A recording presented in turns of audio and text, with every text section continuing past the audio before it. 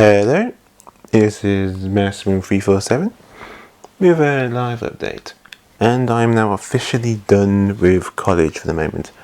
Yeah, I had to go back in literally Thursday, just do one last minute because I got an email just to record some gameplay of my micro game, but that was it. I could have done it at home if my computer worked with the built-in recorder, but it didn't work, so I had to go to college to do that.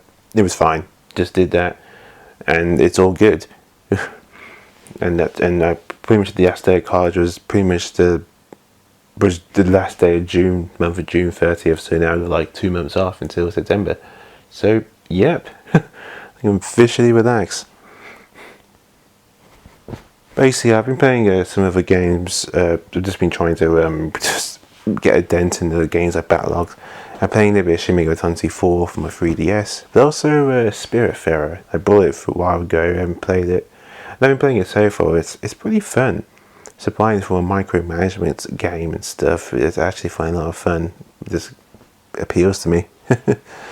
Like someone that has to help the souls of the departed move on to the afterlife. Yeah, it's kind of like a child-friendly version of the Ferryman. But anywho, now it's time to actually talk about what game we're going to do next. I thought about it a while and I decided to actually do, well, an expansion. Basically known as the Octo expansion in Splatoon 2. Yeah.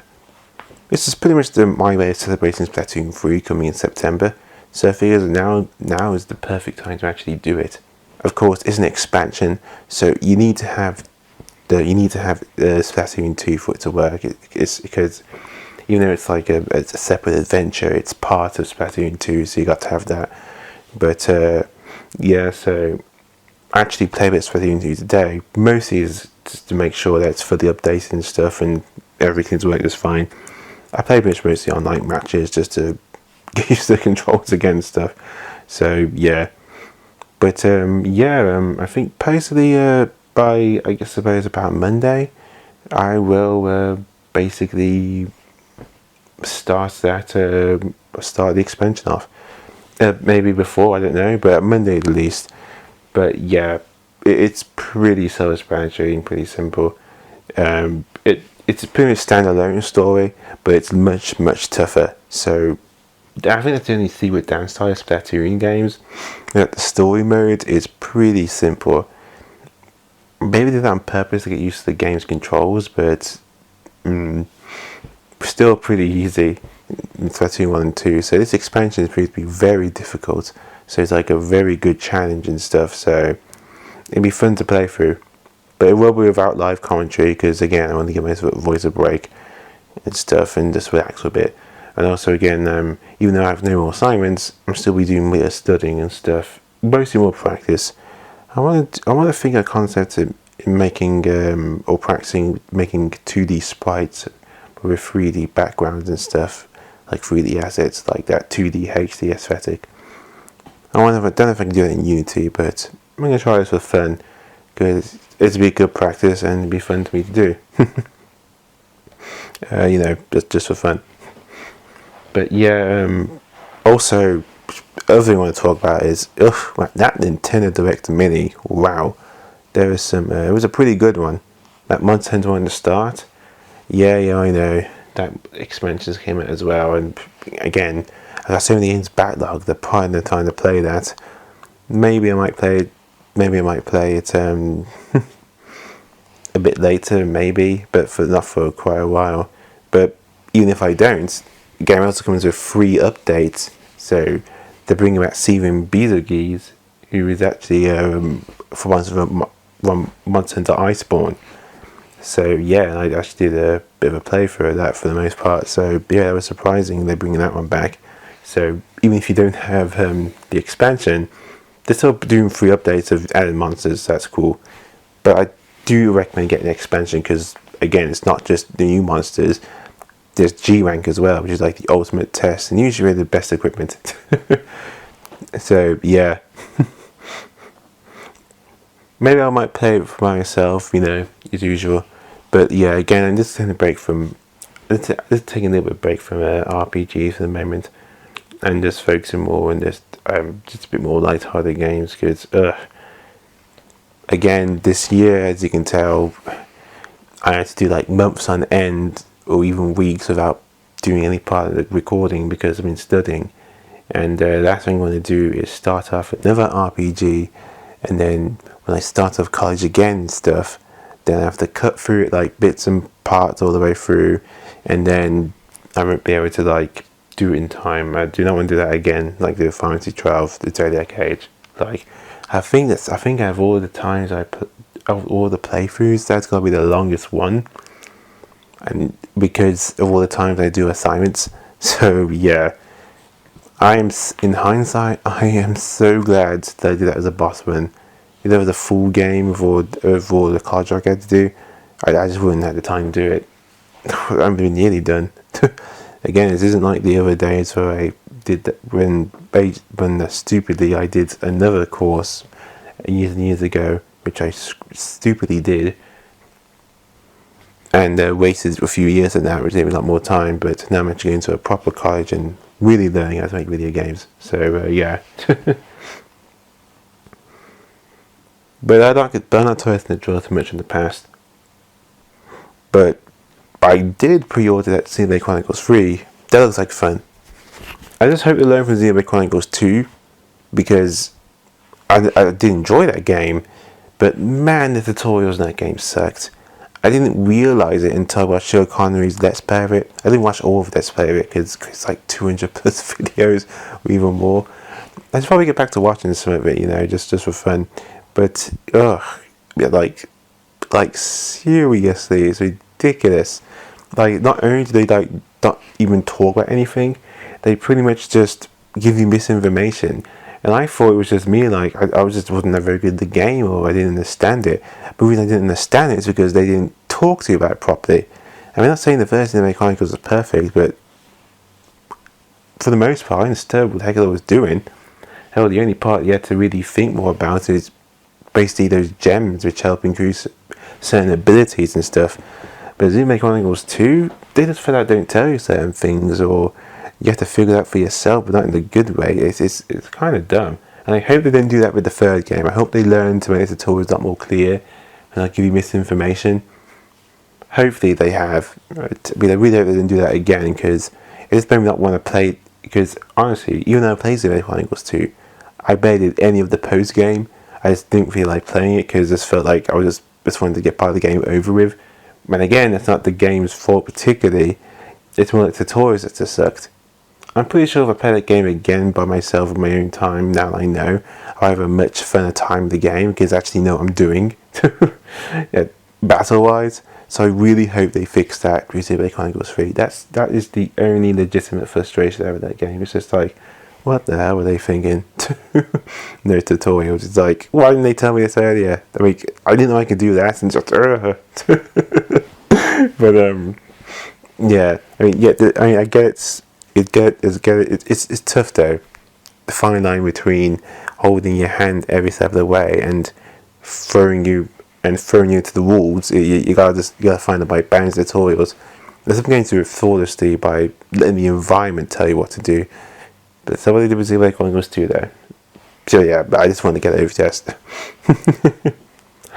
But oh man, so many good games coming out in that direct. But holy shit, like wow. At the very end, Persona 5 Royal, honestly that wasn't surprising to me because Persona 5 Strikers I think is for the Switch. So I wasn't surprised that eventually they were going to bring Persona 5 Royal. Otherwise, why would Strikers be on there? It felt like a natural thing to do.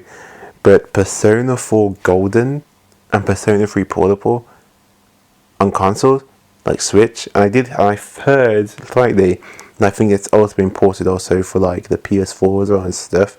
But wow, like for the Switch, like that is huge. Like Persona 4 Golden before only came for the PS Vita, and it's probably the only reason people bought PlayStation TV to play that game. But then they got released again, but for Steam. But probably before that, the Steam version, it did fix a few version problems, but it also added a few others as well. But the one I'm really surprised at is Persona 3 Portable. That is for the PSP. That's why it's called Portable. And what's unique about that game is that it was the first, I think, Persona game you can pick between a male and female protagonist. So they actually have a female protagonist in that one as well. And I think all the improvements from Persona 4 put into Persona 3. So it's like, you can actually control your party members now. Because if you watch my playthrough of Persona 3 FES, you cannot control your party members except for your main character. Even in Persona 1 and 2, you could control all the other characters. Yeah. Unless you want to like put in instructions, like to tell them to do stuff for you. Persona 3 on the other hand, you only have control of the main character. There's Persona 3 and Persona 3 FES, but they changed that in Persona 3 Portable. I think that's probably like one of the most expensive PSP games they get because of how unique it was. So to finally be able to play that on a console is freaking awesome. Just wow. Just absolutely insane. Just wow. So I cannot wait for that. I'm looking forward to Persona 4 Golden and Persona 3 Portable. I already have Persona 5 The Royal. I'm not going to get a game for the Switch. I'm perfectly fine with the PS4 version. But for those Switch users, that's pretty cool. Speaking of other PSP games, Final Fantasy VII Crisis Core, which used to be for the PSP, ported to the PS4, that's also insane. I did not think that PSP game would ever get ported in, so I'm also excited for that too, because I liked Crisis Core a lot. I liked Zack. Zack was a cool character. He basically, despite all the hardships he went through and stuff throughout that game, he kept up a pretty upbeat attitude and stuff, and he actually showed actual emotion. He was actually a character he wanted to root for. But the thing is, if it's a prequel, and you already know what's going to happen to him at the end. Like, you already know what's going to happen to him. Like, it's not even a spoiler, especially with Final Fantasy 7. The whole game's about what he did before then, when it's like, you're rooting for him because he really wants to succeed, because he's just a nice, upbeat character who's positive. He's not perfect, he's not like exactly a Boy Scout, but he's just fun. Just a fun character and a nice contrast from Cloud. Cloud is goofy moments, but Zack is like way goofier, but not in like an annoying way. So I'm definitely looking forward to that Crisis Core remake as well. That's going to be awesome. I did not think that would ever be put on the PSP. I remember seeing a random YouTube video saying like, why Crisis Core will never be remade. Well, that person who made that video is like, ugh, I don't even know what happened. But yeah, again, there's so many classic games which you want to be ported. So when it actually does happen, it's like, oh, wow, this is so cool. So yeah, again, they're pretty sweet. However, the other problem is the new Final Fantasy 7, when they're doing Final Fantasy 7 Rebirth, it looks like it's going to be a PS5 game only. I do not have a PlayStation 5. Yeah, I still don't have one. Trust me, if I had a PS5, I would have told you by now. But yeah, it's gone slightly down in price. Slightly. But still, yeah. I mean, I technically could get it, but when I had the chance. But it's still got a bit of money. Like, even when the Switch first came out, I could still easily save up money to get that. And luckily, because there's ton of them for sale, even when we first came out, I easily managed to get one, especially because Amazon's Black Friday sale. But yeah. But yeah, that's all I'm going to talk about really. So starting from Monday, at least on Monday, I will start recording with Splatoon 2 the Octo expansion. So I see you guys then, and again, yeah, see you guys then. It's just good to relax a bit again and just get on with things. Again, I'll be studying a little bit from time to time, but it won't be to the point where I won't be doing anything for days, sort of, because it's not assignment based work. So I'll see you guys then, and hope you guys are going to have an awesome holiday, because I know I am. I can finally start catching up on my video games.